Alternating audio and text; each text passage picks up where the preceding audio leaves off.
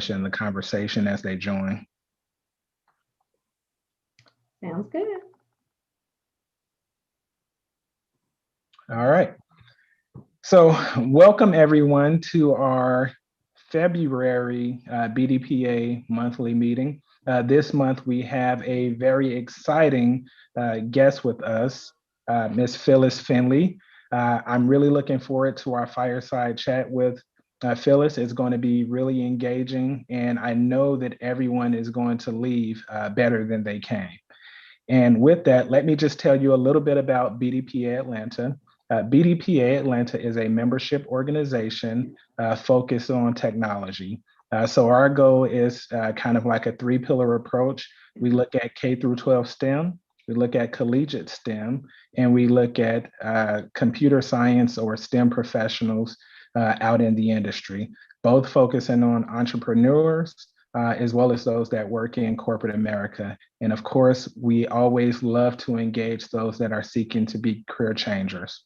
BDPA Atlanta, I would say our flagship is our K through 12 STEM program. Every year, we reach over 70 students and teach them computer science principles such as web development and mobile development. And we do this for an 8-month period. Every month on the third Wednesday of the month, unless there's something that stops us from doing it, we host our professional events such as this one, where we engage in technology discussions or professional development.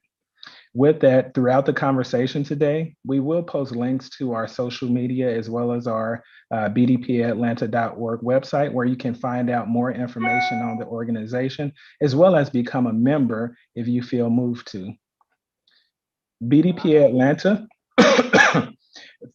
thrives on the generous donations of our sponsors, and we do want to highlight two of our premier sponsors, that being State Farm Insurance and Matrix Resources. Without their support, it would be challenging for us to even host meetings such as this on Zoom. Their support allows us to have this platform as well as be able to engage our students and provide scholarships to them as well. So with that, I am really, really excited to get us kicked off today. We have a very special guest with us, Phyllis Finley. And Phyllis has had an incredible 30-plus year career working as an executive VP, responsible for over 25 offices, to currently running her own company, focusing on helping organizations with their critical diversity and inclusion initiatives. Learning from the career journey, the challenges she faced and overcame, and have a chance to learn from her career journey, and the challenges she faced and overcame, and have a chance to ask questions and interact with just an incredible person. And I already feel like we're family, Phyllis. So yes. I'm really excited that you've joined us for this fireside chat and looking forward to the conversation. And so with that, just to do a few housekeeping things, we will interact with the audience throughout the discussion. So there may come times where we're asking for your engagement. I know it's a fireside chat, and typically it'll just be she and I talking, but in this, we will solicit feedback from you. So just be on guard for that and be ready to engage with us. So Phyllis, I will first, let me spotlight you.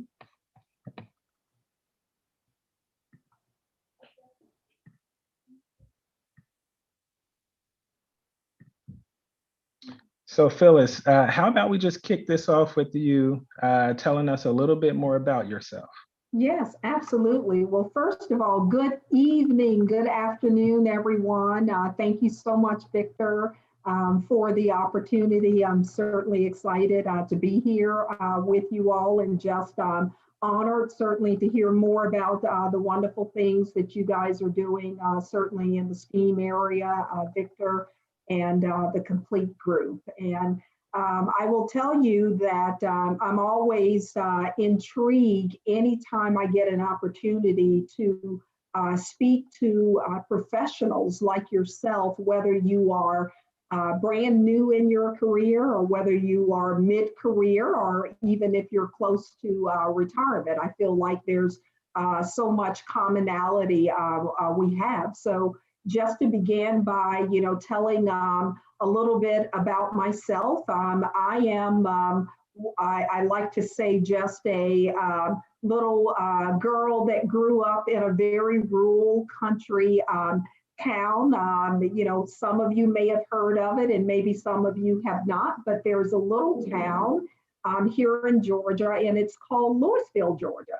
And it is a rural town. I say that because the population is probably only about 2,500 people, and it's really stayed that over, I would say, the past 50, 60 years, even before I was born.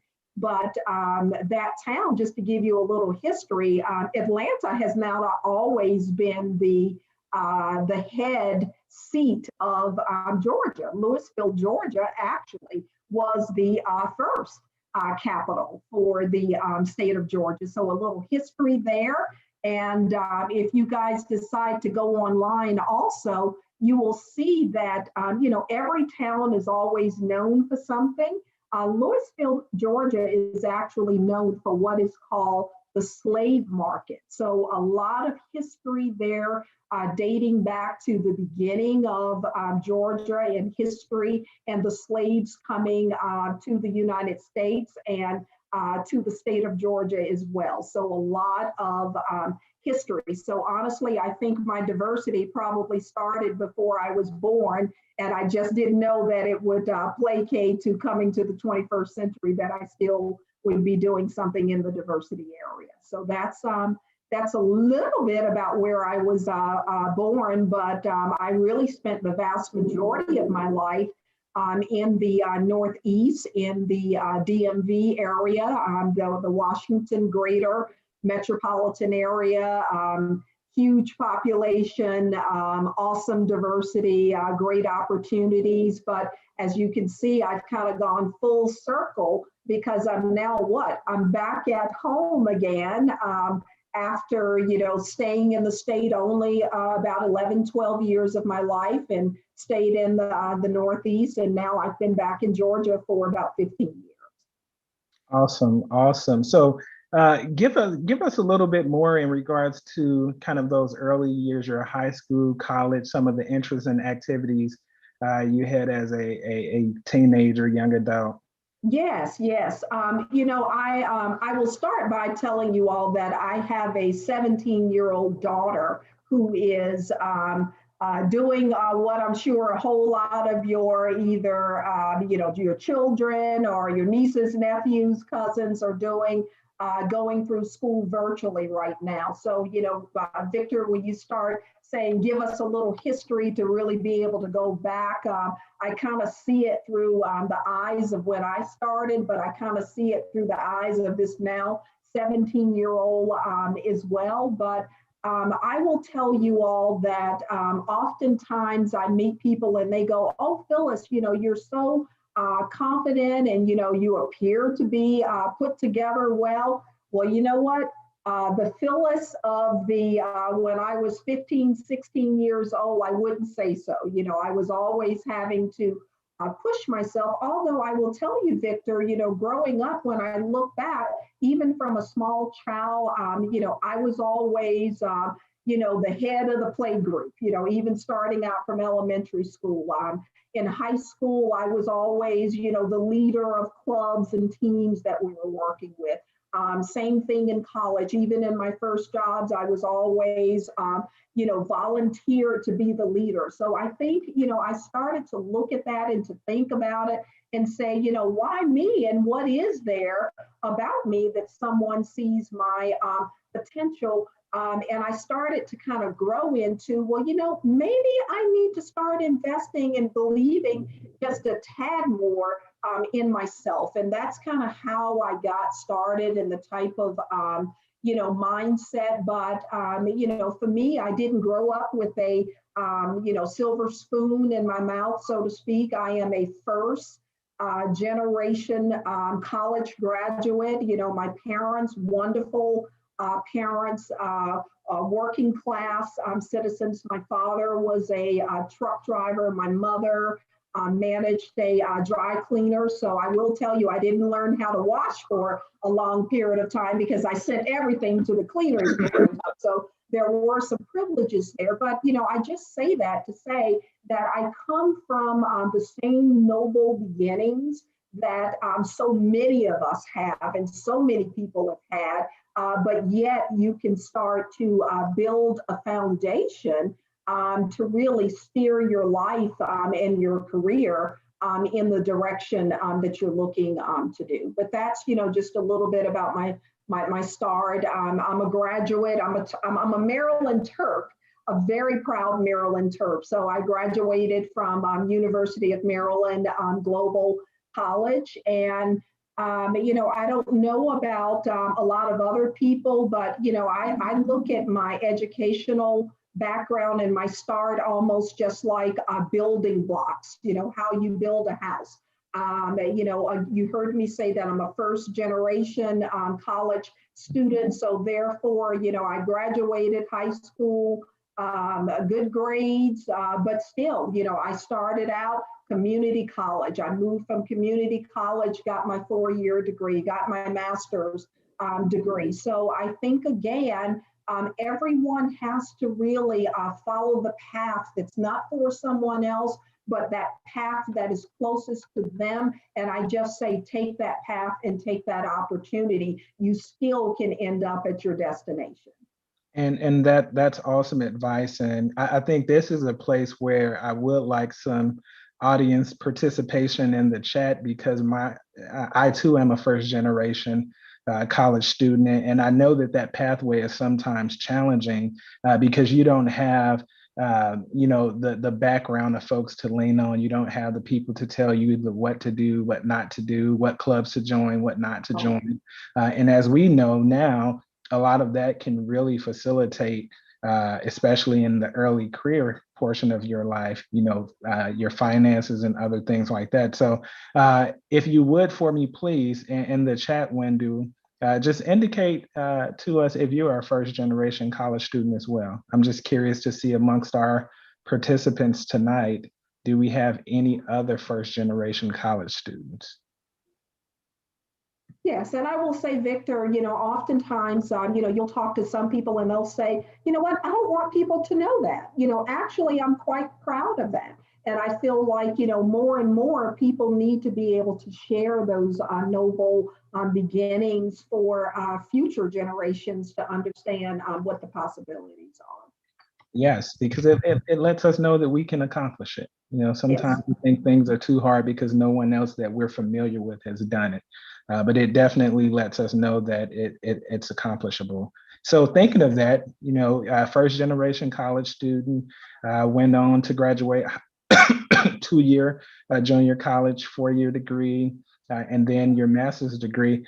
Give us a little insight into your early career experience. Yes. So 5 years, first of all, I will talk about what people customarily do in that DC metropolitan area. As you know, our federal government is there. Come on, give them a hand. Our federal government is there. So that is really one of the largest employers, and it's very customary because there's so many great opportunities and so many agencies that you will graduate and go to work for the federal government. So actually, I did that as well for the first 5 years. And very quickly, I realized that Phyllis Findlay, I wasn't Phyllis at that point, but Phyllis Lambert Rollins this might not be the best ultimate place for me. I took a job in human resources. HR is my field. And I soon recognized that I might be a little too opinionated. I might not want to adhere to all of the policies and the bureaucracy that's taking place. So I had just gotten my professional series. So when you do that in the federal government, that's the first step to being on your way. But I kind of turned all of that down and I came out in the private sector. I just thought that might be better for me. And I went to work and met two phenomenal people, one who was a director and one who was actually the president of the company. And I will tell you that Deborah and Bob I feel like I have so much of my future, just everything that happened after that particular point in time, I really owe it to them because they really mentored me. Again, I didn't grow up in a family where someone had been the president, of a multi-million dollar corporation, traveled around the world. But, they basically shaped me starting from step one to all the way to, step number 10. And we're talking about two perfect strangers. So I think, Victor, the lesson that I learned is that there are people out there and there are opportunities if you will let people know that, you know what, I'm hungry and I want a seat at the table and I'm looking for someone to see that potential in me and to work with me, and then to do what? To put in the work as well, that there's always going to be someone available to invest in you, regardless of where you come from, no matter where it is you're looking to go. So keep your eyes and ears open for those people who will be willing to invest in you, just as your organization does, Victor, and everyone here on the call. What advice would you give, to those of us on the call and those of us that, kind of would watch the video in the future in regards to obtaining a mentor or a sponsor, because sometimes we, especially in our community, we're a little bit nervous about approaching others and asking for help. Right. Right. The first thing that I would say, Victor, is to develop a comfort level with all people. Because my two mentors, one was an African American woman who was the director, and Bob, the president, was actually a middle-aged white male. So I think develop your network and relationships with all people is my first piece of advice. And then number two is don't wait for the mentor to find you. It's okay to say, I'm looking for a mentor. You look like the type of person that I'd like to learn from. So oftentimes we sit back and we basically say, well, you know what? No one's tapped me on the shoulder to say that they're looking to invest in me. If you want a mentor, there are people that want to have you be their mentee, but you might have to go and find them and ask. So start looking and look at all people, not just by gender, not just by ethnic origin. You need to find the types of people that have the types of skills that you want.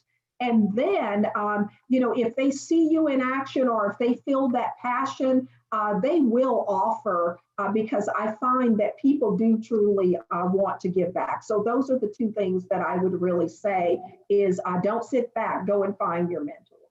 And as you, of course, mentored many people throughout your career, are there any things that stick out to you that you believe makes a good mentee? Yes, yes. So first of all, I think in terms of making a good mentee is being available and ready to do the work, because a good mentor is going to work with you, not on just a let's casually touch bases with each other here and there, but you know what, there's going to be a little structure to it. And it's going to take a little time. It'll feel comfortable at times. And sometimes, it might feel like, oh my God, I just took on another great responsibility. But investing in your future is your responsibility. Your success, my success is my responsibility. So to the mentee, be ready, be available, be committed, and be ready to put in the work on your own behalf. And I guarantee you that a mentor can get you on your way, and you will have various mentors throughout, your journey as well. It won't just be one person, and you'll find where one person has left off, you will find and be able to pick up additional people along the way. But be available and ready to do the work. Awesome. Thank you for that. And soon we're going to pivot to your career. currently. But I would like to ask the question, you mentioned, the younger Phyllis maybe didn't have the same confidence and things that people see in you today. So what advice would you give to your younger self? Yeah, I think the advice that I give to my younger self is, we're so into so many different images. What we project. Sometimes people say, what you see is what you get. Well, what you see is not always what you get. So I think it's very important to make sure that you reveal your true, authentic, genuine self to people. We don't have to pretend to be anything that we're not or anything that we want to be in the future. All we have to do is truly be who we are, so that people can do what? So that they can reach us where we are, and they can help take us and bring us to where we need to be. So I think, giving that advice to my younger self or anyone starting out in their career is allow people to really see the real you and not that image, so that the real work that has to be done with you can be done. And it's not based upon a facade, or it's not based upon an image. I think that's the first thing. Number two, I used to sometimes almost, I'm a perfectionist. I can't help it. I'm still a perfectionist. But now I don't fall apart if something goes a little bit wrong, or if I don't get something right. I'm okay with saying to anyone, Victor, tell me, what should I have done? Let's rewind this thing. Let me think about what I might do differently the next time. So in essence, I'm saying, let's not cry over all of the spilled milk for too long. If you're going to do that, cry over that spilled milk, get it wrong, and let's get back to figuring out how we need to do it right. So, the younger me, I want it to be right about everything. I'm competitive. So, you know what? Sometimes being right more than the essence of things was more important. And I realized that that's really not the point. That's not the main point. So, let's not do that. Awesome, awesome. And I know we've kind of teed it up, and everything you've shared right now. I think we've shared enough for an entire session almost, but now we're going to begin to get into some of the meat and potatoes, and go through your career journey. And I'm sure that people are going to be able to pick up a lot of tidbits from this, as well as it may generate a lot of questions. So at this point, I will encourage the audience, as you hear comments, as you hear statements made, if you have any questions or feedback, please place it in the chat section. Shanika and Atobre will monitor that section, and whenever we can interject those questions, we'll definitely do so. But again, thank you, Phyllis, for such an enriching conversation, even to this point. Thank So, you. so tell us, Phyllis, how did you get to where you are today? You're your own business owner. Walk us through that journey.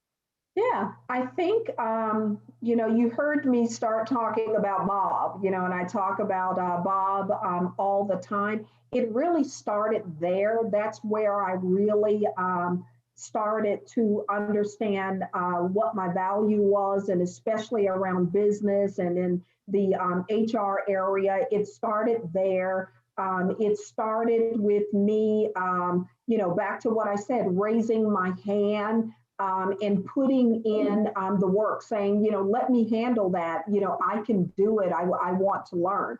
And, preparing myself and just kind of being that student, so to speak, and working with people. And the more I did that, Victor, I kept number one, getting results. People do not promote you. That's what I want to say, is that you don't get promoted because you're nice. You get promoted because you get the job done, and you get a result that really makes the difference for the organization. And you get results through what? You get results through people. I want to make that perfectly clear. It's not just about what you can do, because the higher that you go up in the organization, it's really little to do about what your one result is. It really is about how now do you grow other people, grow other leaders, and how do you teach them the skills and the competencies that they need to accomplish something that's much greater that you wouldn't be able to accomplish on your own. So I think it's, understanding a little better about what true leadership was about, and that it wasn't just about me, but more so about developing people, that I started to get promoted. I started to, get promotions that, perhaps some people of my ethnicity, my age had not done, but it's all because I was doing what? I was also growing other people and bringing them along with me, is how I got my start. And I think some of the things that were really important was really knowing the facts. I'm really about doing your homework. Decisions are not made based upon only on gut. You may have a gut, but you better back it up with the facts and with the figures. Your reputation depends on it. So, and if you don't have a strong reputation, then what, Victor? You're not going to be growing coming through your career. So, doing that cross-functional teams.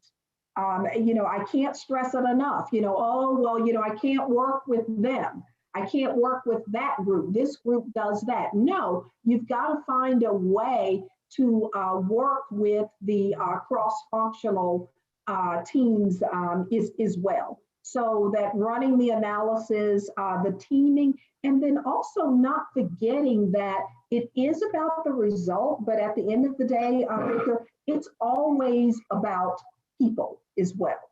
People, organizations don't grow, people grow organizations. So I think, understanding that and getting it right, and companies don't execute strategy. People turn strategy into actionable items, and they move forward. So, again, the ability to take things and break it down to areas that people can get empowered and they can become engaged about, and they can get on board to make it happen. That's got to happen. So, I like to say, you've got to be, you can be the hardcore manager, hard around the facts and the results, and you should be. But again, if you can't relate to the people and if you can't get people on board and motivated, then it's going to be very short-lived.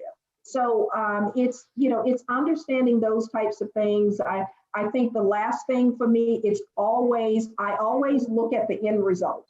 Where do we want to be? And I work backwards. I generally don't start to say, this is where I want to go, and I'm working through the steps.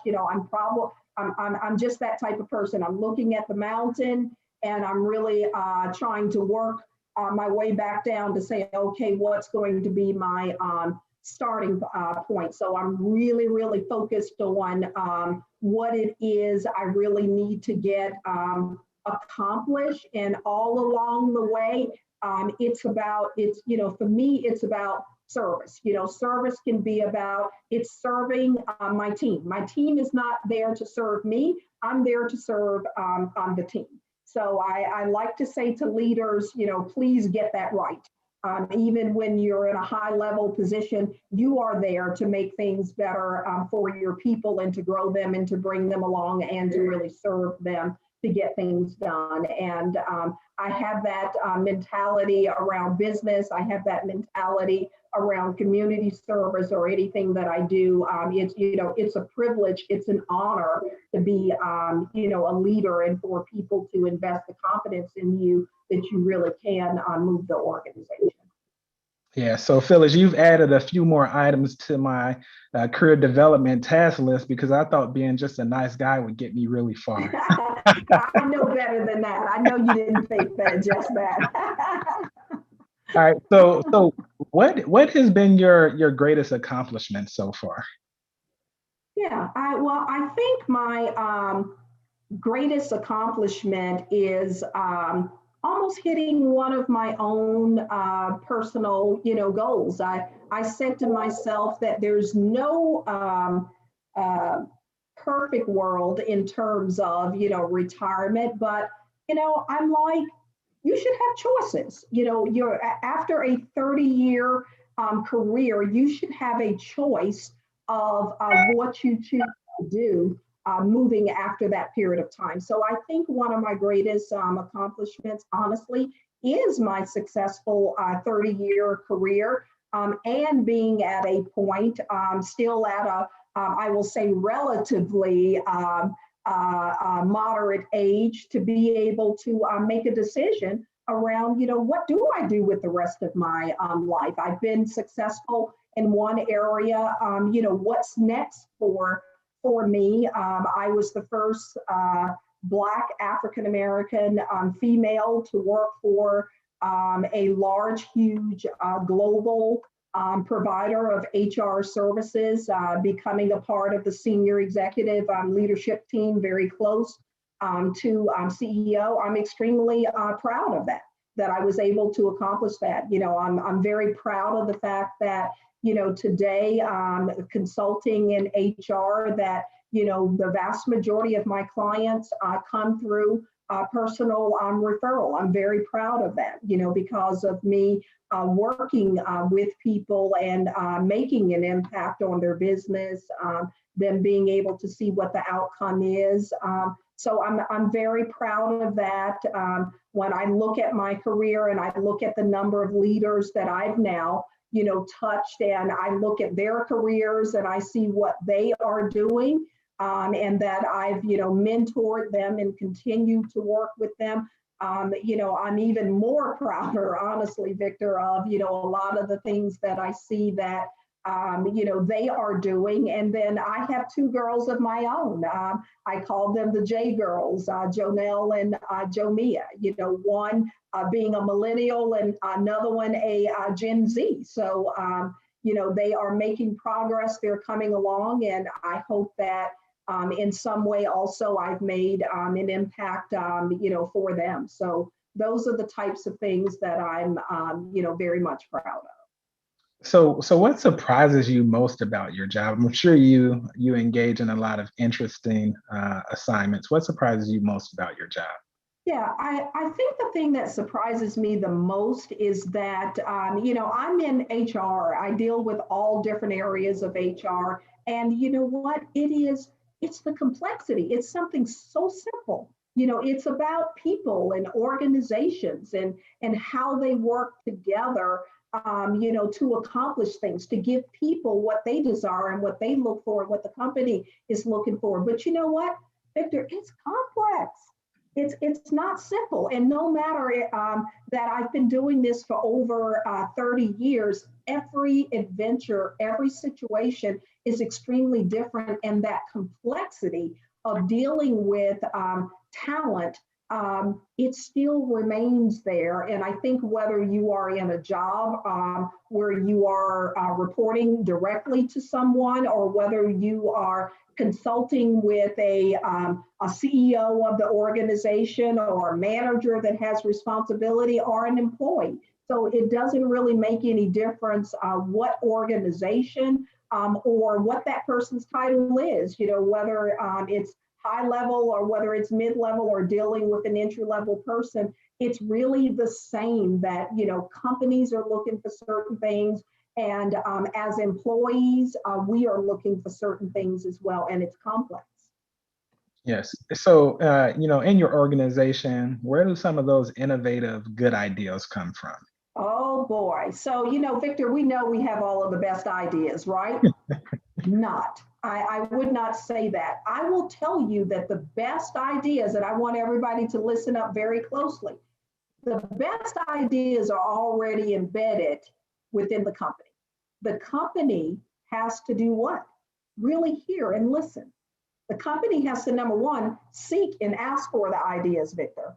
And I firmly feel that oftentimes, as organizations, that oftentimes we go out and we invest a lot and we pay a lot for ideas. And if we really think about it, often a lot of those ideas have either been presented to us, perhaps in a slightly different form, but those ideas are right there And the innovation is what I want to say. The innovation is there within the diverse workforces that we have. So I will say that some of the best ideas come from inside of the company with the employees. They generally have the solutions. Awesome, awesome. So, being that we are a technology organization, and you have an extensive HR diversity and inclusion background, can you kind of highlight some of the roles technology play within your organization?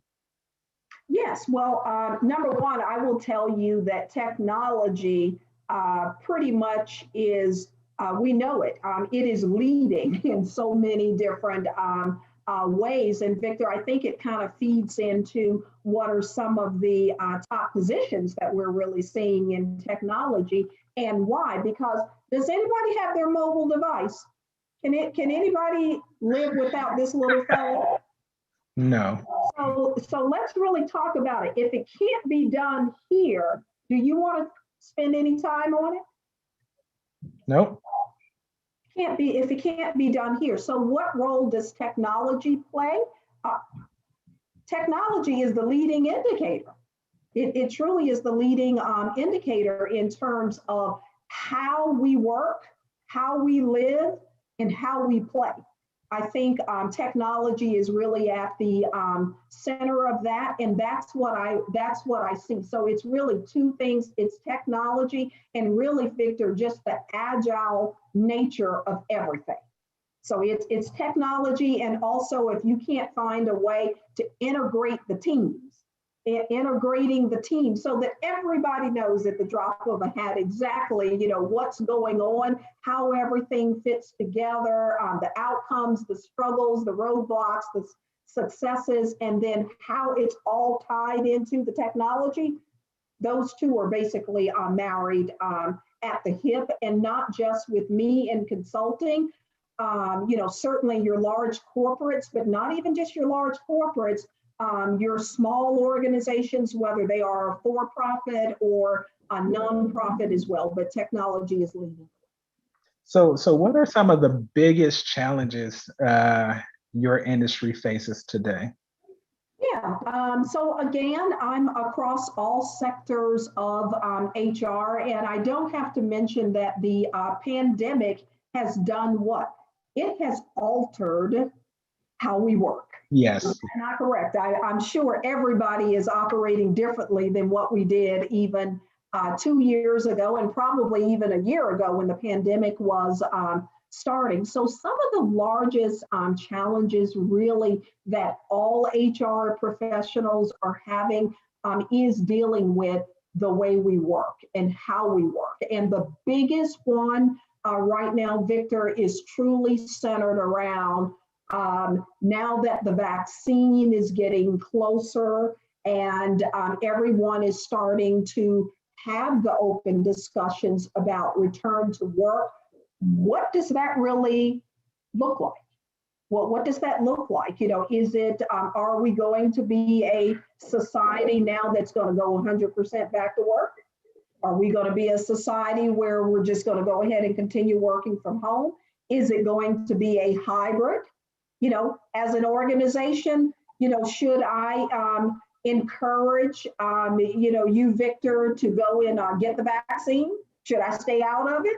How much should I be involved in it? Should I require it if you're going to come back to work? So I would say that even though there are a lot of other issues, there's a lot of research being done, McKinsey studies, PricewaterhouseCoopers, all of your large, Accenture, your large consulting firms, everyone's really looking at those types of issues. And those are really some of the most pressing issues. And like I said, they seem simple, but they are highly complex in terms of what's facing our industry right now and overall the safety of our people.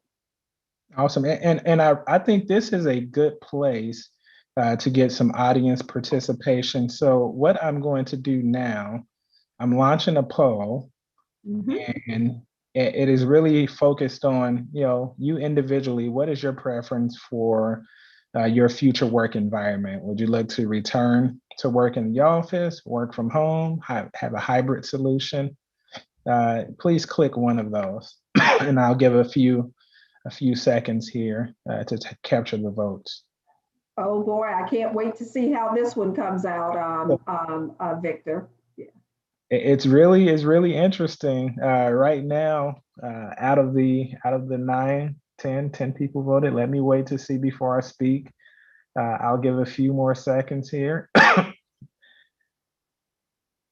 All right, I think that's good. So out of the votes, 0 people voted for returning to work in the office. Now, Oh I boy.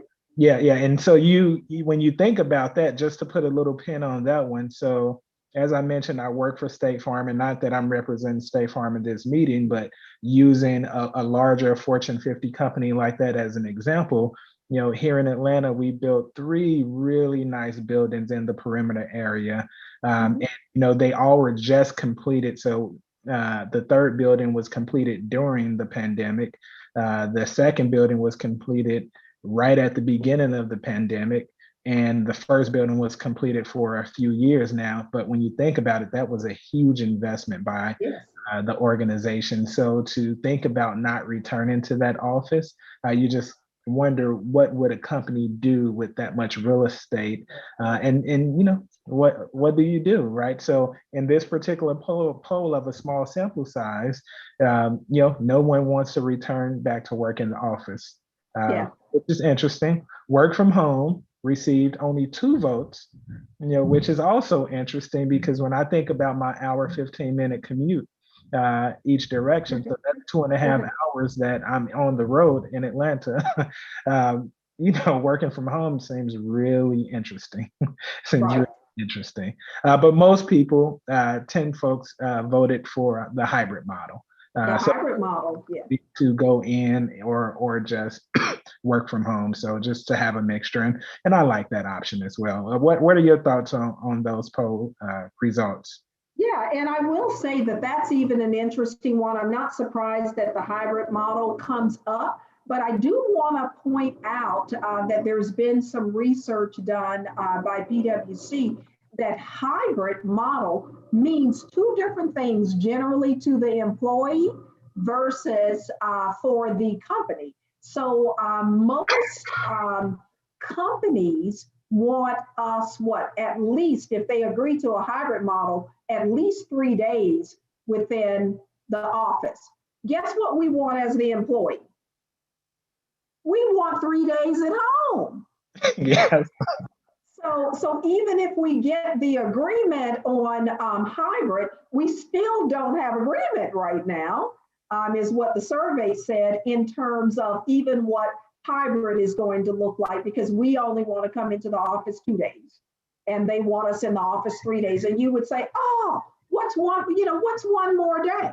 Well, there's still a lot of different factors that, you have to look at. Employees may be feeling a little bit, disconnected. It may be a little more challenging to really see the full, vision and mission in place, and to get the updates for, what's really taking place when you're working in a virtual environment. So there's still a lot of things that have to be sorted out around the hybrid, although, I'm not surprised to see that, Victor.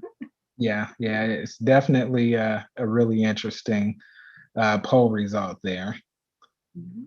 So let's pivot a little bit here and go to some emerging trends. What how is the shift happening, and can you give any insights to what you see within your space of emerging trends?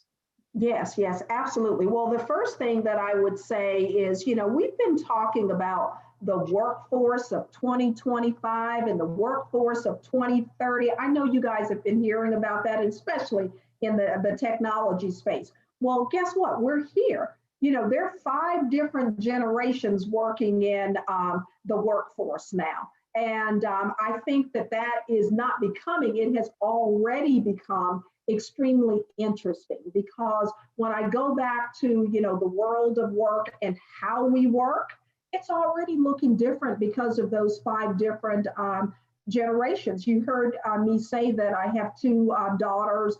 One is a millennial. One will be coming into the workforce, over the next years as a Gen Z. And, what millennials and Gen Zs look for and what they expect of and from employers doesn't look like the same thing as a different generation. And let's just think about leaders and managers. You've got a lot of baby boomers, you've got a lot of seniors in those positions. And guess what? In walks the millennial, who is a new leader and a new manager as well. So, again, the communication, the level of understanding. Victor, you talked about technology, the use of technology in the workforce, and who has what skills. Who do we think is training who the most on the new technology solutions that are out there as well? So, those are some of the types of things that, that I'm seeing. So how we attract and what it takes to really retain a workforce is totally different than what it was when I was starting, in my career 30 years ago. I like to say, so to speak, there's a new chief in town, which means there's a new workforce in town, and there are new technologies out there as well. So, you're mentioning new technologies out there. What IT jobs do you see having the brightest future in the next 2 to 3 or 3 to 5 years? Yes, absolutely. A lot of research out there. The thing that I'm really seeing most is absolutely that mobile application developer. I mentioned it earlier that, if it can't happen on mobile, then you know what, we really don't want to be bothered with it. So if you take a look at the 10-year growth, the mobile application developer, that area is growing 20% faster than the average. How many things can we say right now that it's going to grow over a 10-year period of time, 20% faster? And just so you get a feel for that, the 10-year volume for the growth of the jobs will be 241,500 new jobs. 241,500. So again, that's going to be a growth area. So I know that you guys are mentoring a lot of people as well. Tell everyone they want to stay on their cell phones anyway, sign up to become a mobile application developer. And I think we need to say that number again, 241,500 new jobs. New jobs over the next 10 years. Yes, so that is some growth. If we want to jump on a wagon, that's definitely absolutely one we don't want to lose. I'm talking about the mobile phones, but then certainly the the tablets come right in line with that as well. And we know that, our access to news, information, and entertainment is only going to, continue to increase. So any new innovation, anything we can do to steer people in that direction, it's absolutely there. And I think the second one, very close behind that, Victor, is the software engineer. And the only thing you have to do there is say the word cloud. Think about the cloud. That's really another one, there. The 10-year growth has a 21% increase over, the average. So still, again, one with 26% increase, another one very close at 21%, but the cloud technologies and applications around software will just only continue to grow. As you all know, if we haven't put it in the cloud, a lot of people are still afraid, to save it in the cloud. But, the bottom line is you better have it in the cloud. So it will, continue to grow. And then that last one would be, how many gamers do we have out there? I wonder, we didn't put that up as a poll, but, maybe in the chat, our gamers can just start chiming in, to let us know. But video game designers, that's not a profession that was even listed, when I started out in my career. But the video game designer, that is one of the fastest, growing ones as well, and it will just, basically continue. So PCs and the console games. Yeah. So what I hear you saying is, if I have a teenager or a middle school student, if they're all into their video games, give them a little more encouragement now. That's right. That's right. Absolutely. Give them a little more encouragement and tell them to really don't just play them, but understand how they operate. Yes. How do you build them? That's really what you want to veer on that side. Absolutely, Victor. Awesome. So now we're going to pivot again a little bit and begin to get into some of the things that are going on in society today. So from more of a work perspective, I guess, what are your thoughts on diversity and inclusion, and how important is diversity and inclusion in your environment? And how do you all kind of pull social injustice into your organization? Sure, absolutely, absolutely. I think the first thing that we have to do is, we talk about the world, and we know this already, but again, the world is what? The world is made up of many different people, many different perspectives, very different backgrounds. And it's really, honestly, it's that puzzle, so to speak, that really makes it work. So again, many, many parts to the puzzle, back to that complexity that I talked about again. So I will just say that, all of us, we have our eyes wide open, not just us, but the nation, the world, our companies, our friends, our families, everyone has what? The attention is there. The focus is there. So it's almost like taking a glimpse of a problem, Victor. Once you've seen that problem and once your eyes are open, then you cannot close your eyes. So, what I'm really seeing is that, especially starting from the company standpoint, the companies have opened their eyes, and they have seen it. And all companies, no matter what size, are right now grappling with, what is my piece to the puzzle? What does this mean for me, my company, and my employees? And then, of course, what does it mean for the greater society? So I see companies really trying to, really define, there's such tricky words out here. Diversity, what does that mean? Well, what is inclusion? Well, what does equality mean? What do our people really want? Well, what if I do this? What if I don't do that? So I think companies are trying to figure out what should they be doing to really help and play a part in the problems that we certainly see at this point. And you touched on COVID a bit earlier in your conversations on whether or not companies should encourage their employees to get the vaccine, but just give us some additional thoughts that you may have around COVID and the vaccinations. Sure, absolutely. Well, I think the first thing that we see is that there's certainly a huge push and additional speed to ensuring that the vaccine is going to be out there, because you can't talk about the nation and the GDP without talking about what? COVID.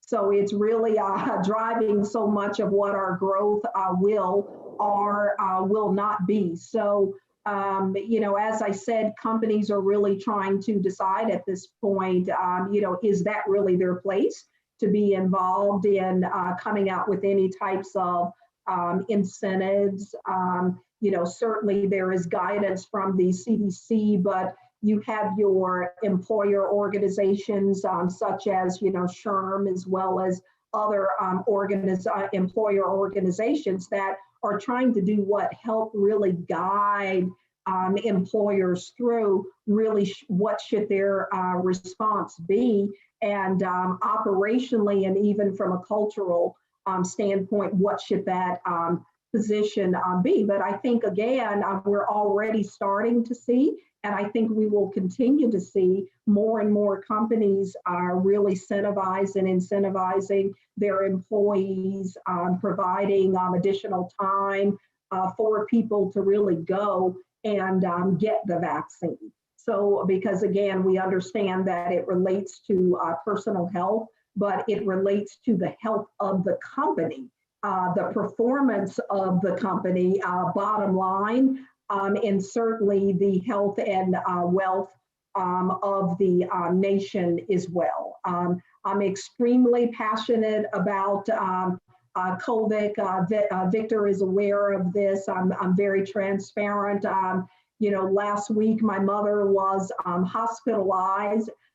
She is doing extremely well, with coming along with COVID. Meanwhile, in a week's period of time, even though the Finleys, we feel like we have been as safe as possible, my whole family has been diagnosed as positive. We only have mild symptoms, and we are coming through it, and we're doing extremely well. So again, I think that, no one is really immune to being touched by this. It's something that affects families, it affects companies, it affects the wealth of our nation, as well as globally our world. And we'll see companies continue to step forward and have much to say in terms of what's happening with the rollout. Yeah, and really happy that you're able to be transparent, because I know, within our community, sometimes, situations that happen, especially from a health perspective, we keep close to heart, and we typically Yes. don't share. And similarly, 3 or 4 weeks ago, rather, my family tested positive for COVID. So Yes. unlike you having mild symptoms, my wife had mild symptoms, my sister-in-law had mild symptoms, but I had some pretty severe symptoms. So I was bedridden for about 7 days. So Wow. it's a challenge, and it hits everyone differently. But if we work together and try to be safe and do the things necessary, we definitely can overcome a lot of the challenges that have been presented by COVID. Yes, absolutely. Absolutely. And so earlier in the conversation, we were talking about you being a first generation college student. So, kind of pivoting that conversation to the corporate environment of today, degree in today's world, is it needed or not needed? Okay, boy, I think Victor just gave me a trick question, you all. The first thing I'm going to say is get your education in whatever form it takes, because as I said earlier, that everyone's journey is going to look very different. So, getting a degree is really about preparation and preparing yourselves. I mean, we know that people can be successful without it, but however, it generally is an extremely important piece. I will say that from what I've seen across my career and continue to see with companies, you have certain things where you have to have a specialty for a particular degree. It's extremely specialized. However, do understand that most employers, it's not so much about what your degree is. It's more so about, did you get a degree? So Victor, for me, the question really becomes, it holds true that most companies want to see the college degree. But why do they want to see the college degree is really the question. Number one, we all know it takes what? Determination. It takes determination. It takes work ethic. It takes overcoming obstacles. It's not always easy. So really what companies are trying to say, I want the college degree because I want to know Phyllis and Victor, are you determined? Can you stick to it? Can you overcome? Can you think? What about the technology? Did you have to navigate a lot of things from a technological standpoint? That's really what they are looking for, unless, like I said, it's such a highly specialized field where absolutely you need that specialized expertise, then yes, you need to channel that degree in a specific area. If not, they're looking overall for the degree because they're looking at the whole person and really determining, is this person going to be worth me investing in over an extended period of time? Awesome, awesome. And I am going to lead into the last question for this portion of the conversation.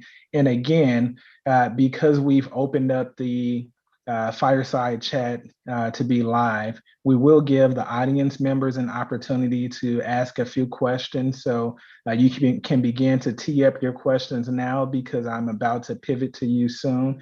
And Phyllis, once again, thank you for amazing information. It's been very enriching. And I think this last question that I will ask will kind of bring us full circle and kind of pull the audience in as well, because I'm sure we all want to know this information.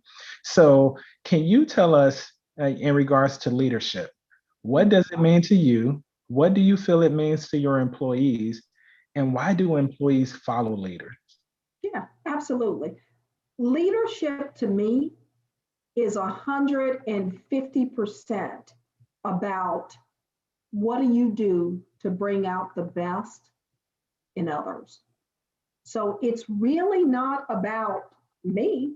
It really is about, am I vesting something in others where they can become successful?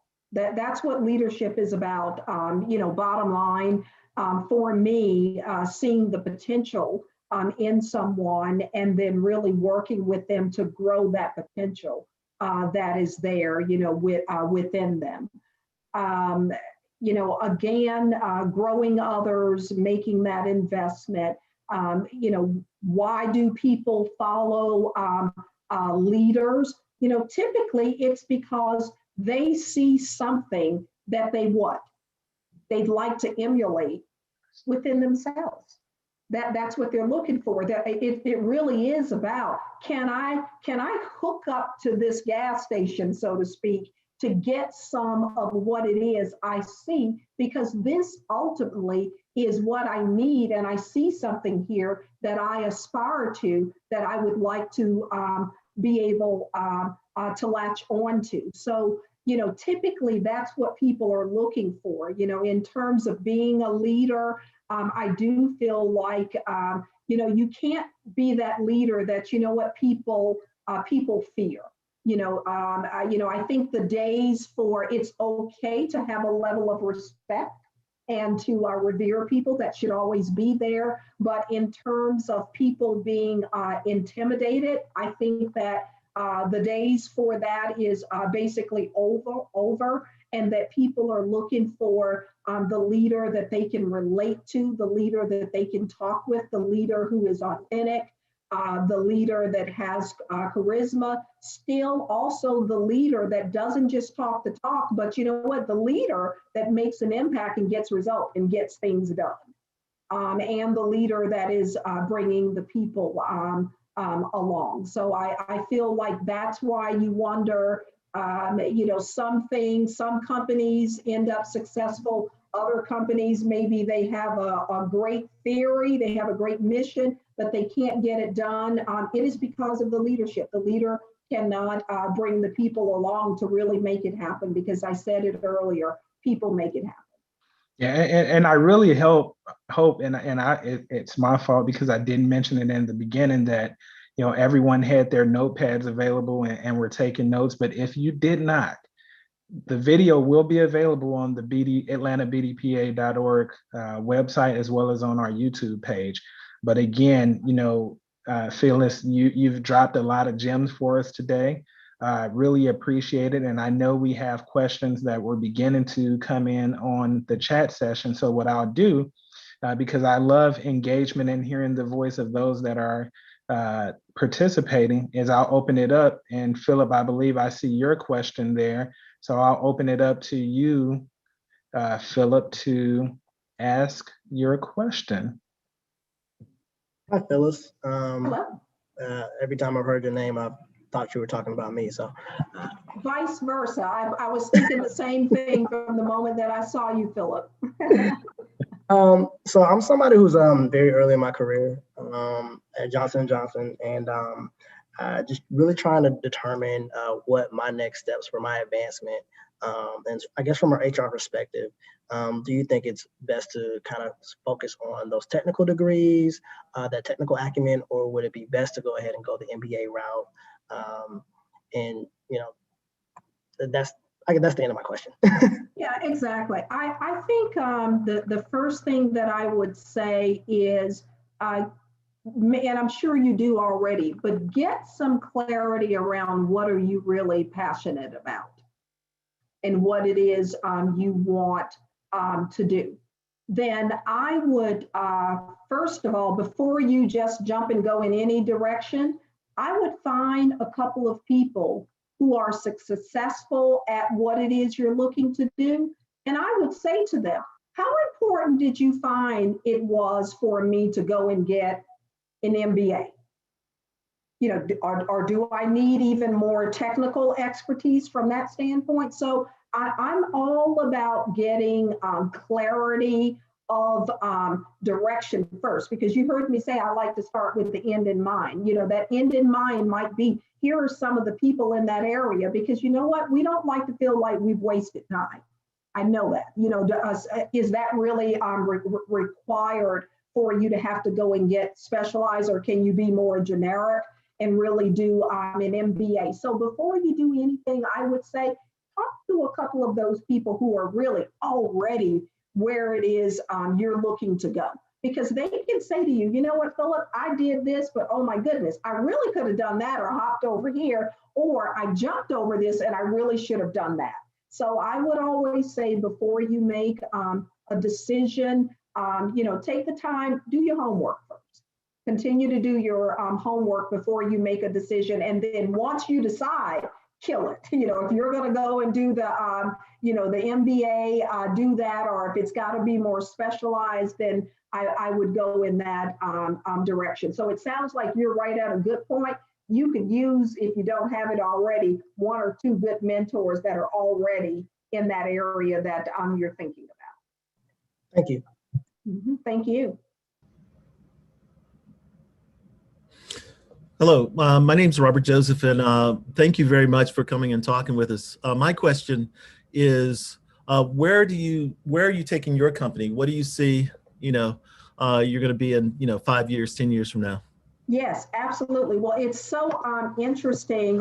It seems like every time I try to kind of stay small, somebody's trying to push me to move in the direction to be able to go larger at that point. So I think for me right now, I really have to decide if I really want to go larger, honestly, with additional employees, because I'm there. You know, the opportunity is really there. But I will tell you, I love the working one-on-one with the companies. You know, it's very much my passion in terms of being able, like I said, it doesn't make any difference if it's a line manager, an employee, or the CEO of the company. And I typically get to do a combination of that. So I'll be perfectly honest with you. I almost hate to lose, a portion of that by adding on a lot of different employees. But, so the direction of my company really depends if I kind of decide to stick to my niche, or if I'm going to stick my neck out there and go a little bit further with the employee group. Thank you for asking that. Yep, Great thank question. you very much. Mm-hmm.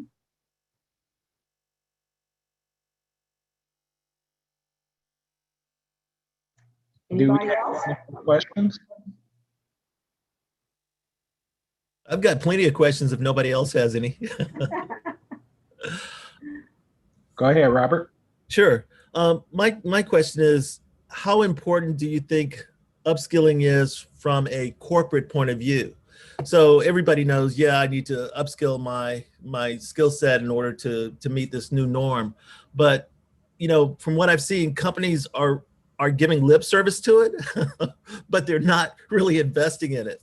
Yeah. What are Oh your my goodness. Victor, I'm telling you, I don't even know. You must have paid him to ask that question or something like that around upskilling. But no, I'm glad you asked that, that question because, the bottom line is we know that a lot of, as the technology is changing, we know that there are a lot of people out of work because what? They do not have the skill.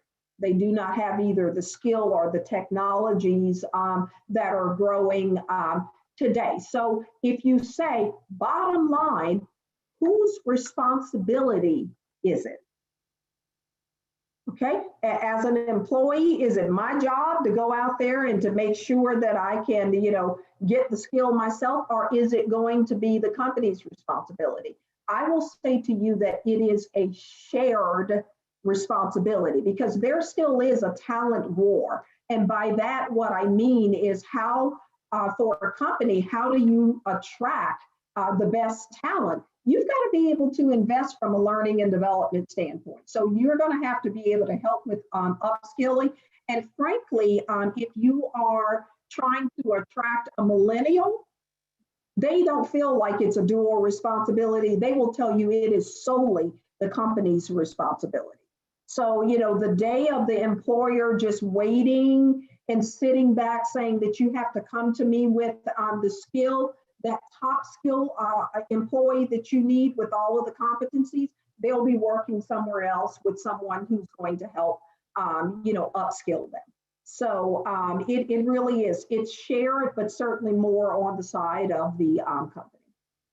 So I hear what you're saying. In actuality, though, I've seen companies give a lot of lip service to that. But in terms of actually putting dollars behind it and putting things in place that help to upskill.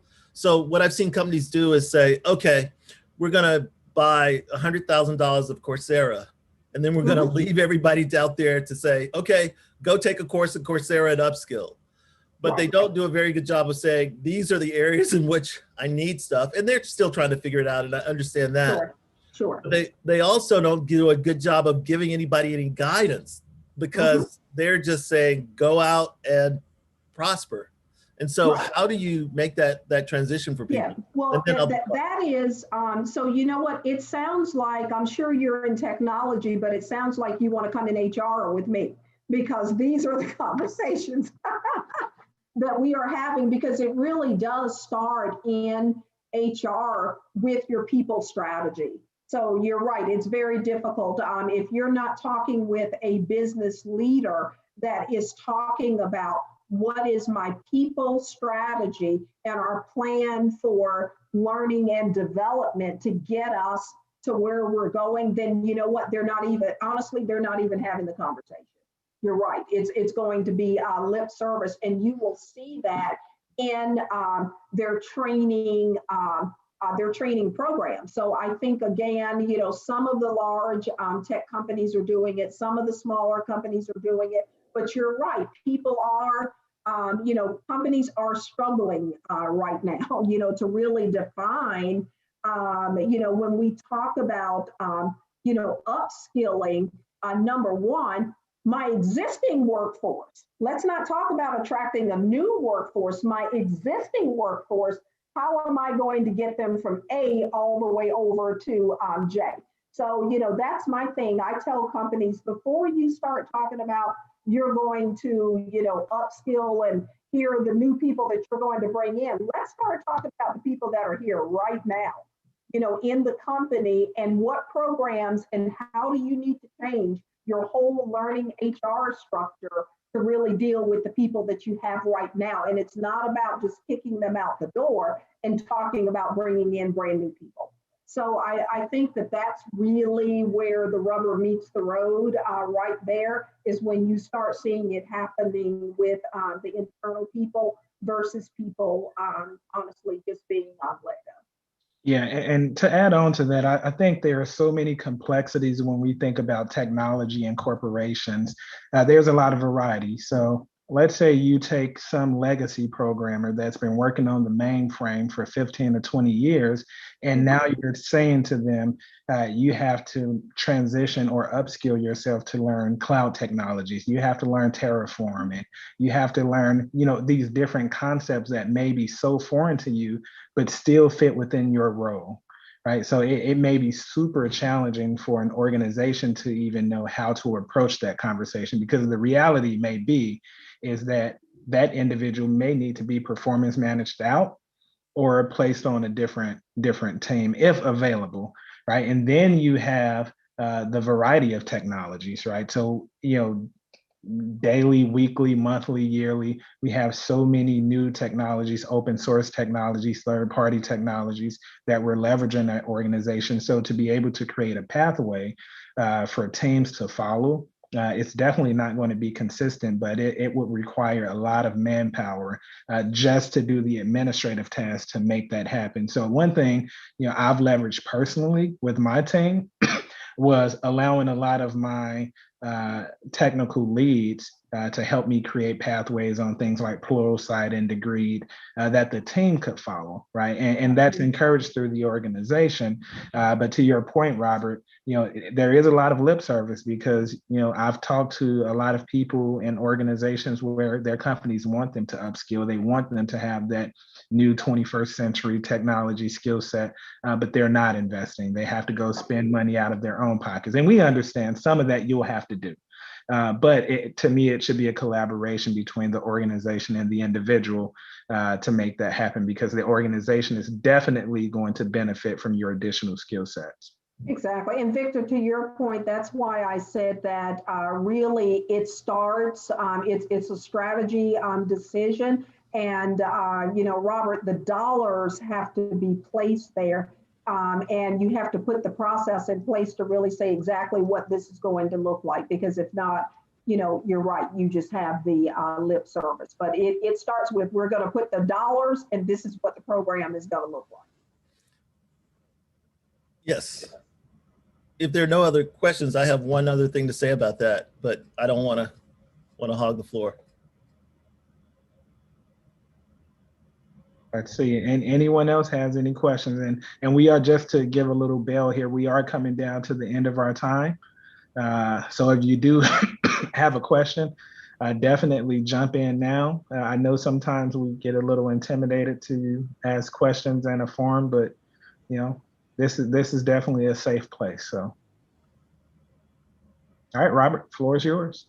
So one of the things I would say is that the way that companies are looking at educating people is I think backwards. What they're doing is they're trying to teach people skills. And by the time they teach them skills, things have moved on. What they really need to do is teach people how to think and how to think conceptually. And so, Victor, I understand that there are different pathways that you want people to go through, but one pathway that leads to them all is, critical thinking and really understanding how to learn. And so you teach somebody that, and you give somebody a framework, and so that they can really start to learn anything. You can take somebody that's a COBOL programmer and have them doing cloud in little of nothing, because then you've given them the right context for understanding one to the other, instead of saying, hey, go and learn this thing that's foreign to you that has different techniques and different ways of thinking about it, instead of saying, hey, there's some similarities here. And here's how you think about COBOL programming versus cloud computing versus object-oriented programming. You spend just a little time giving them that framework, and all of a sudden they learn faster with more agility and with less angst about learning. So, I'm very passionate about this. I'm a data scientist and an educator, and so I am very passionate about education. So I was just thinking I need to partner you at my hip and get that framework created.